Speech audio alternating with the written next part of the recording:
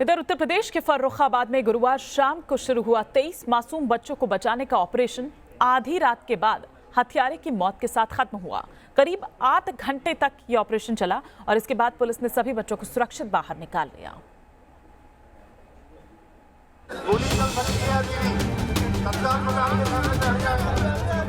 11 घंटे का high voltage drama, एक सिरफिरे का जानलेवा अपराध, 23 बच्चों की जान पर आफत। 8 घंटे बाद अपराधी का हुआ सफाया।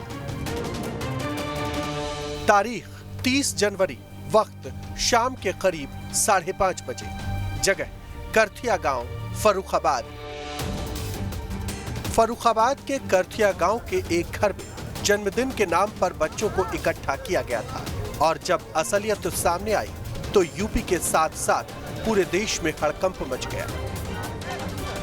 सुभाष बाथम नाम के एक सिरफिरे अपराधी ने बच्चों को घर में कैद कर लिया था और फिर गोली बारूद के साथ पुलिस और कानून को चैलेंज करने लगा।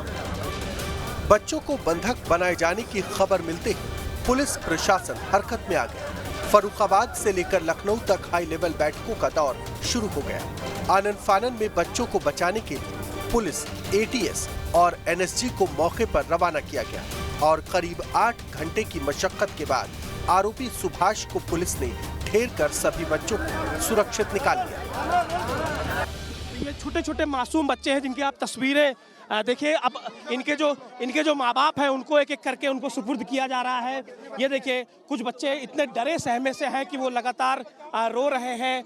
बच्चों के माँ बाप को पहचान करके उनको उनके सुपुर्द किया जा रहा है और एक एक करके देखिए कितने छोटे मासूम बच्चे हैं। और यहाँ पर जो उनके पेरेंट्स हैं, उनके माँ बाप हैं, उनका धैर्य अब खो रहा है। वो बस अपने बच्चे को गला लगा लेना चाहते हैं। बहुत ही मार्मिक दृश्य है ये। एक एक करके सभी बच्चों को यहाँ पर उनके माँ बाप को सुपुर्द किया जा रहा है। लेकिन फिलहाल जो आरोपी था, जिसने बंधक बनाया था, उसको पुलिस ने मार गिराया है और सभी बच्चे यहाँ पर सुरक्षित है। उनके माँ बाप को यहाँ पुलिस सौंप रही है। पुलिस के मुताबिक मंसूबे बेहद खतरनाक थे। पुलिस ने सुभाष के घर से बड़ी तादाद में असलहा, कारतूस और बम बरामद किया है। बंधक संकट खत्म हो चुका है और आईजी कानपुर रेंज मोहित अग्रवाल की अगुवाई में पुलिस ने जो आरोपी सुभाष बाथम था उसको मार गिराया है। सर, कैसे पूरे इस ऑपरेशन को अंजाम दिया गया? देखिए, पूरे दिन इसने दोपहर से बच्चों को बंधक बना रखा था। पहले हम लोग प्रयास कर रहे थे कि निगोशिएट करके, इससे बातचीत करके इसको समझाया जा सके। इसकी पत्नी भी लगातार इसके सपोर्ट में बोल रही थी। पत्नी को भी समझाने का प्रयास किया गया। इसके परिवार के जो रिश्तेदार हैं, गांव के जो लोग हैं, यहाँ के जो माननीय नेतागण हैं, यहाँ के स्थानीय विधायक हैं, उनको भी निगोशिएशन में, उससे बातचीत करने में लगाया गया। लेकिन जो भी बातचीत करने के लिए जाता था, ये उस पर फायर कर देता था। 8 घंटे के इस खतरनाक ऑपरेशन में पुलिस के सामने कई चुनौतियां थी। सबसे बड़ा सवाल था कि आखिर सुभाष ने बच्चों को बंधक क्यों बनाया। सुभाष बच्चों के जरिए अपनी कौन सी मांग मनवाना चाहता था और इसका जवाब भी जल्द पुलिस को इस चिट्ठी की शक्ल में मिल गया। हैरानी की बात यह थी कि सुभाष ने घर से जो चिट्ठी पुलिस के सामने फेंकी वो टाइप की हुई थी। चिट्ठी में लिखी वजह को पढ़कर पुलिस भी हैरान थी। जिलाधिकारी को लिखी इस चिट्ठी में कहा गया है, मैं मजदूरी करके बच्चों का पालन पोषण करता हूँ। कॉलोनी आई लेकिन प्रधान के लोगों ने देने से मना कर दिया। माँ भी चलने फिरने में असमर्थ है। शौचालय अभी तक नहीं बना है। प्रधान के यहाँ कई बार गया मगर ना तो शौचालय मिला और ना ही कॉलोनी। इस मामले में सेक्रेटरी से भी बात कर चुका हूँ लेकिन अभी तक कोई कार्रवाई नहीं की गई है। पुलिस ने सुभाष के मंसूबों को धराशायी करने के लिए गांव के लोगों का ही सहारा लिया। ग्रामीणों ने सुभाष के घर पर हमला कर एक दीवार को गिरा दिया। खुद पर हमला होता देख सुभाष ने न सिर्फ फायरिंग की बल्कि पुलिस पर हैंड ग्रेनेड से हमला भी किया। इस पूरी कार्रवाई में 5 पुलिसकर्मियों समेत 6 लोग घायल हो गए। फिर गांव के एक व्यक्ति से पता चला इस घर में किस टाइप से इसने कमरे बना रखे हैं, किस तरह तहखाना बना रखा है, किस तरह सीढ़ी लगा के अंदर जाने का रास्ता है।